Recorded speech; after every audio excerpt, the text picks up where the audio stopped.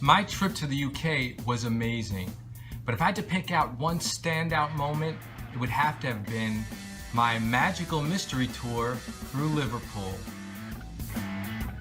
Now, right off the bat, I gotta say that I'm a huge Beatles fan, and there wasn't a time in my life that I didn't have Beatles music surrounding me. They were my nursery rhymes, they were my music teacher, they were my psychologists, they were my therapists, they were my recreation. And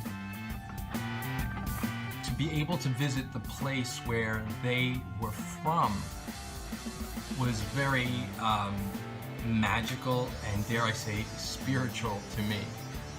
It was very moving. Well, first of all, to see Liverpool. Liverpool is an amazing town. It's like as if you took Bleecker Street in the Village and put it on steroids and multiplied it by 1,000, and just like every street had a pub on it where music was coming out of, and it was clean, and the people were amazing, and they were friendly, and they were so helpful, and they all sounded like Paul and John and George and Ringo, and it was really they were very aware of what their city contributed to humanity via the Beatles. So I was expecting it to look like just a beat-up city, kind of like Newark, New Jersey. Sorry, Newark, New Jersey is not that great right now. But like, you know, like a harbor with a couple of bars and a lot of broken windows, but it wasn't. It was a vibrant, exciting. I prefer Liverpool to London. I'd rather live in Liverpool than London. The art scene was amazing. There were pianos, acoustic pianos throughout the city that you could sit down and play. Most of them were busted, but some of them did work, and it was great to hear people playing music throughout the street. There's a Beatles museum, and there's across from the Beatles museum are these buildings that were made in the 1800s. So some of the city's obviously older than the U.S., and yet it embraces everything that's current and exciting about music and art of today. So the part that was really moving to me, and I shed a tear, was the Magical Mystery Tour of Liverpool. It's a tour bus that looks like the Magical Mystery Tour bus that they used in the movie, The Magical Mystery Tour. And the tour guides were amazing. They were from Liverpool, and I thought I knew everything about the Beatles. I learned quite a few things that I didn't know, and just from this tour guide. And they immerse you in the music of the time as you're passing the landmark. Like there was, the moment of feeling I came full circle was when we hit Penny Lane. And they played Penny Lane on the bus while we were just pulling up to the sign that said Penny Lane. And to realize that this is the place where the nurse was selling poppies from a tray, and there was a roundabout, and that it was a real place. It made the Beatles seem all the more real, and their music all the more relatable, and having the result in not running away from your environment as a songwriter. So it kind of drummed home to me that wherever you are, there's a song, there's something to say, there's something to communicate, there's something to feel. And to know that all of these places that in my head sounded magical and far off were real streets with real people and real, I'm looking for the word, don't tell me, no, life, with real life going on. So the tour was, and the parts where they grew up,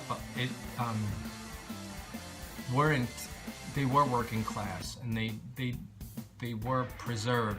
And interestingly enough, a lot of the buildings where John had experiences, Yoko bought. and preserve them. And the one part of the tour that was really meaningful to me, the whole thing was meaningful, but that right now I'm talking to you from the space that I wrote many, many songs from. All the songs that I consider my best work were written where we are right now. And to think that I was able to go see that same space for the Beatles. We on the tour stopped at the home of the McCartneys, where John and Paul wrote 100 songs.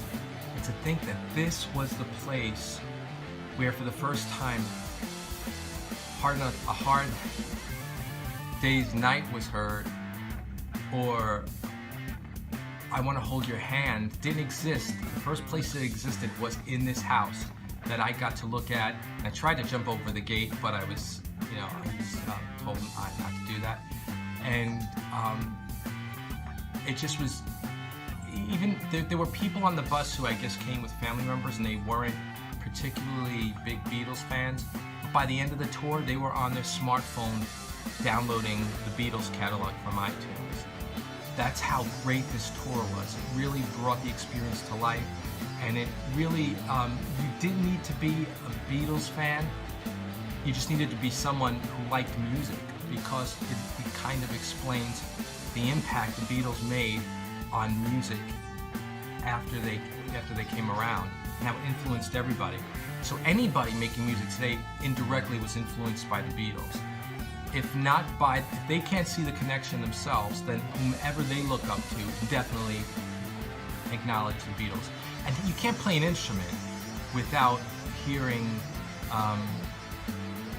the guitar in Michelle to think, wow, the guitar can really make some beautiful sounds in a pop context. And when you also play an instrument, you're aware of how much work goes into playing an instrument. So when you hear the magic that George Martin created on Sgt. Pepper, you're blown away. And I mean, I don't need to sell the Beatles to anybody, but I highly recommend this tour. It is totally worth it.